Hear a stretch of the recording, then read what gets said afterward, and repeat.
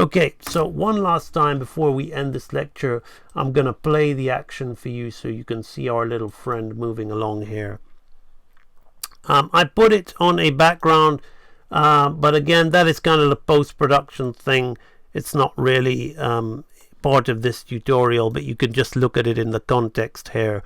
So you can see that I have looped this cycle, strut cycle, a number of times. Actually, it's probably easier to look at it as per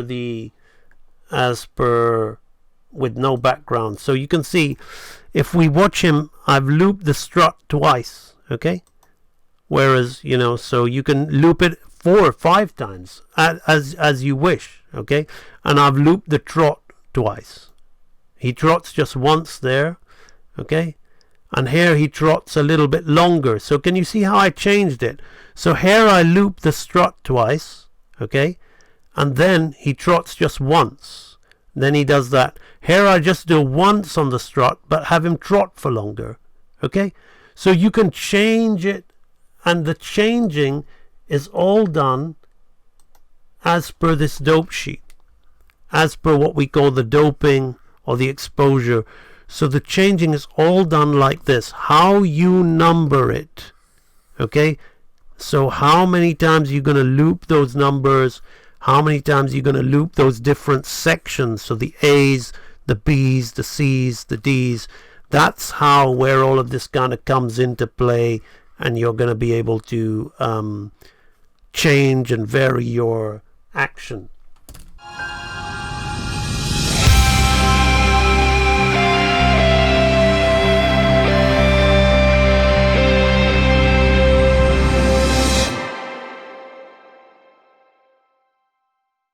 Right, so what we are going to be doing is we have taken it to this point, but there it's already looking like a strut, but we're going to want to put the breakdowns, because here we have the up, the contact, the down, the pass position, which is also a down, so you'll see, then the back to the up again. So we've got our main keys in there. Now we're going to break this down to give a feel for the timing, and also to give one little thing that'll really bring this cycle to it's already got life in the poses already, but really bring it to life in the step. We're going to give him a little bounce in his step, and I'll show you how that works.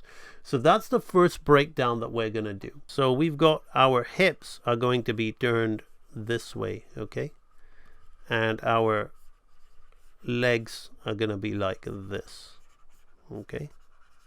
So we've got this. And then on this side, our hips are going to be kind of square on, okay? So they're kind of flat, square on. And this is going to be squash and stretch up here like this. And the other leg is going to be up on itself, like, not up on itself, just straight, kind of straight like that, okay? It's still kind of squat, okay? Squat like that. Let's just make that a little clearer for you, okay? So try to figure this out. So we have that. I'll tell you what I'm going to do. I'm going to use different colors for different legs, because it's just not ideal. Okay, so this is going to be this way. Now we're going to have the front leg in this color, okay? We're going to have the rear leg, okay? It's going to be kind of just up on itself like that, okay? So let's do that. This is why I like using the vector. Right, so we have this, okay? So now on this one, what we're going to do, okay, we're going to completely come up, okay? It's going to have a little bit of a tilt on it. I've gone and tilted it in the wrong kind of direction, okay? So we're gonna, let's do that again. Okay, so it's gonna be like this kind of thing, okay? I have this kind of thing, right? The theory, okay? So then now obviously we're gonna, that leg was blue, okay? So we're gonna have to squash and stretch. This is gonna rise all the way up here like this, okay? We're going to look at that. We're going to look at the spacing. It's all half, okay? Spacing is half. We're squashing and stretching on that leg. Can you see that? Squashing and stretching on that leg. Right, so the other leg, okay, this is going to drop down because the hips drop down, okay, and we're going to bring this in exactly the same on this side. So we're going to create a big space here like this between here, but we're going to, like, if we turn on the light box, if we look at that foot, okay, this foot and this foot, we look at the arc, okay, the arc is like this, almost a straight line here. But what's important is there's like one, okay, it's 2/3 along the way, okay, from that rear position. So it's very, very important that you understand that, okay. So we see the squashing and stretching going on in that position there like that. The back, okay, might as well talk about the back, okay, same deal, okay, between here and here. We were kind of a little bit higher, but it's same kind of down position, okay? But now here, we're really, really pushing that butt, okay? And coming up. You notice how I put this effect in the rear back to get the pelvic tilt in the drawing, okay? To give that real butt roll, okay? Because that's what, this little things like that give the animation its real life, okay?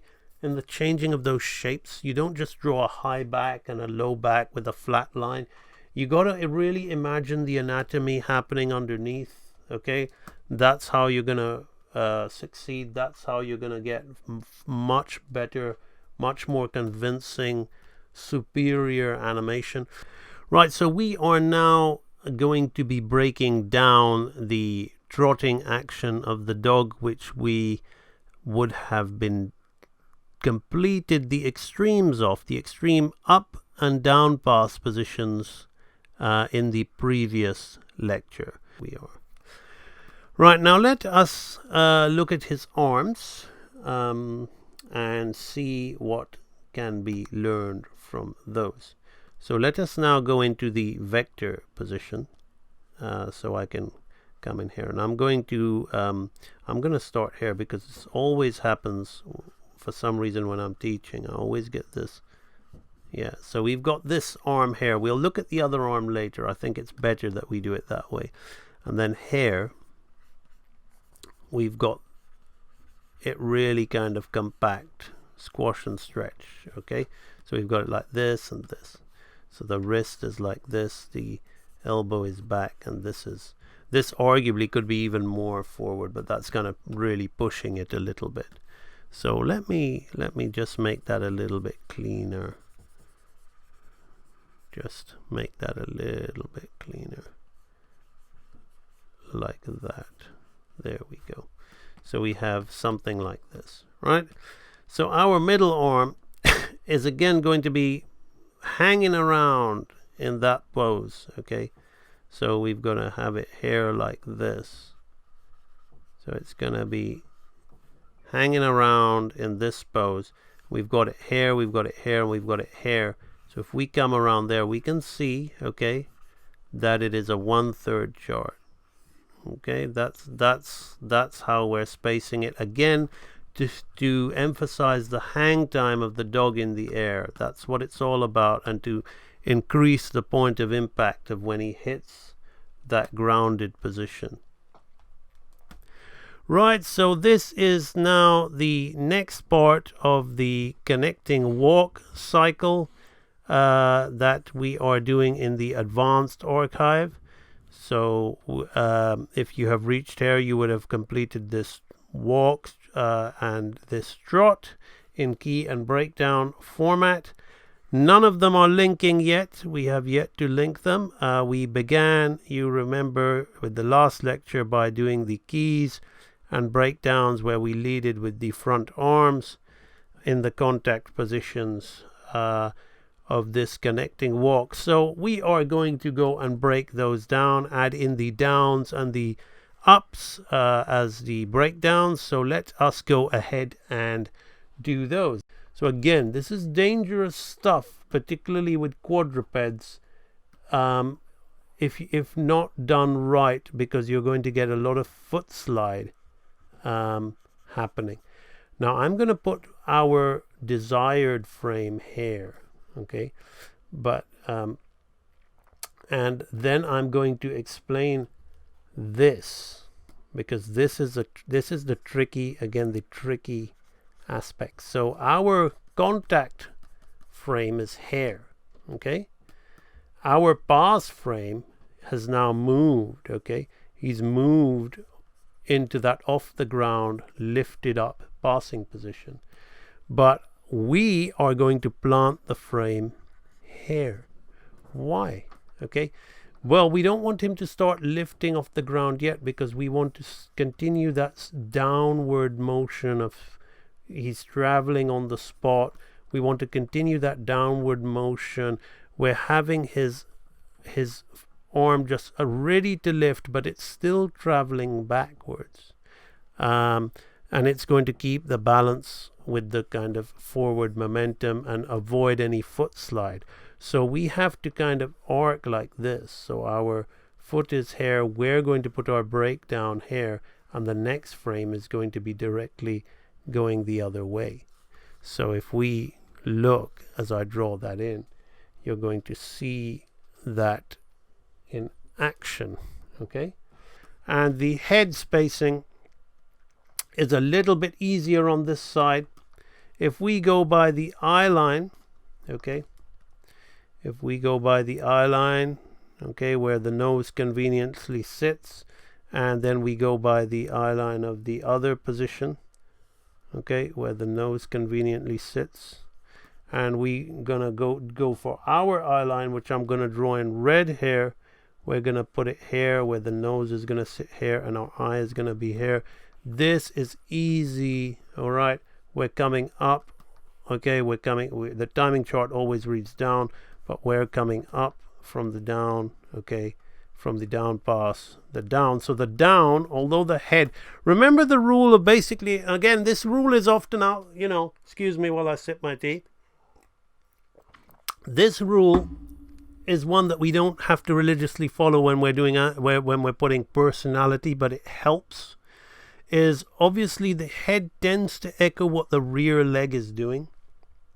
So the rear leg is up, so the head is going to want to be up, and it creates a contrast with the front carriage going down. So you don't have to always do that. It should be the natural state, but obviously, you know, with the acting we can really push it. So I've kind of offset it, so in the contact his head is super high, but we're on our way up in that particular position. So we're just going to create a simple half on the head going on there like that.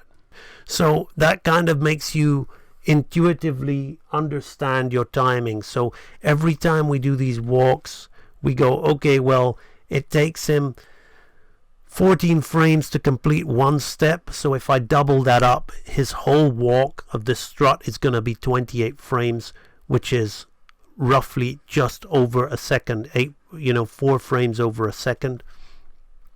And the trot, it's 10 frames to do one cycle, so the whole trot is going to be 20 frames, so just under a second. And this little walk it takes, if I remember, 8 frames to do one step, so the whole walk is going to be 16 frames, okay, to do this little kind of pace walk. So that way I kind of know intuitively, and you kind of think, is that too fast for a walk? Is that too slow? And then it's on your call. You can say, well, I would like it to be probably a second and a half. So you can weight your action a bit more. So say you wanted the strut to be a second and a half. Well, a second and a half would be, rather than 28 frames, it will be 36 frames. So you could say, you know what? I'm going to add more frames up here in the slow end to really slow it down. Okay? And then I'm going to... So there's where you would add it and intervene with things like that. So there we go. So that is the cycle advanced quadruped cycle sequence of the Real Animator Training Library advanced lecture, advanced quadruped walk. It has been my absolute pleasure to share this information with you.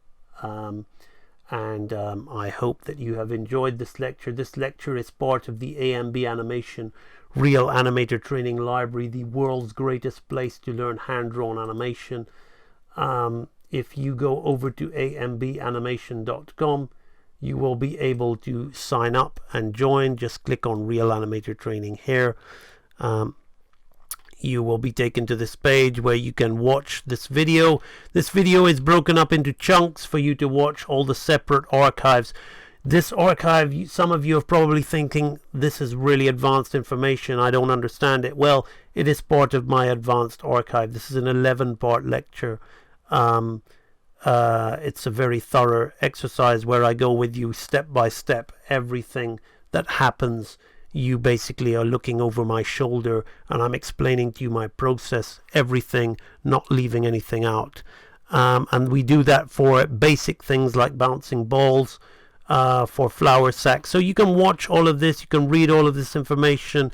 You can also listen to the testimonials of people who are actually in the library. Some of them are within the audience now, watching. I've recognized this fellow here, super cool dude, Mr. Edge Deep. He's in the audience now. And also you can see the shit for brains. So basically, it also tells who this is not for, okay, with the subtitle, Oh Ye of Little Patience. So if you want to push a button and have it all done for you, you can always record your face on your emoji on your iPhone, and there's some animation for you in Snapchat with the face filters and stuff like that, okay. This is for people who want to be real animators. So, AMB is the greatest archive anyone could ever ask for. You know, of all the books I've read, of all the other online tutorials I've seen, this was the missing key. Every video is like packed with this information that I would never be able to get anywhere else. So I would say this is the greatest resource for learning animation. For me, AMB Animation Library is hands down the best animation learning resource that I've seen. I've tried all the tutorials, I've gotten all the books. I've never been able to really grow until I found AMB. And it's incredible. I've only just begun it, but I definitely am getting more from that than I did from my 1.5 years of college. I've noticed definitely that my animation has improved a lot, and it's more alive than ever. And what I also like about this animation training is that you also gain real confidence. Real Animator Training Library is unequivocally the best resource for animation, 2D animation, traditional hand-drawn animation that I've seen. So I wholeheartedly recommend the AMB Real Animator Training Library to anybody who wants actual knowledge and actual applicable concepts to create their own animation and to move forward in the field of animation and to set your work above those that are just kind of teaching themselves and not learning these tried and true classic concepts. AMB is motivated by his students' successes and improvements. He's a great teacher, a great animator with over 20 years experience in the industry, so you can't really get much better than that. I strongly recommend him to anybody. I'm thinking on how to put in words what I feel about it. I love that. It approached me from my dream of becoming an animator. Every cent I paid in there was worth it. I like that the library is structured. I can go back and watch it anytime I want to, and he's just got so much knowledge. And I just highly recommend it to anyone who's out there looking to learn traditional 2D animation. So thank you, MB, so much. And thank you so much for all you done for me. So, are you gonna join the library?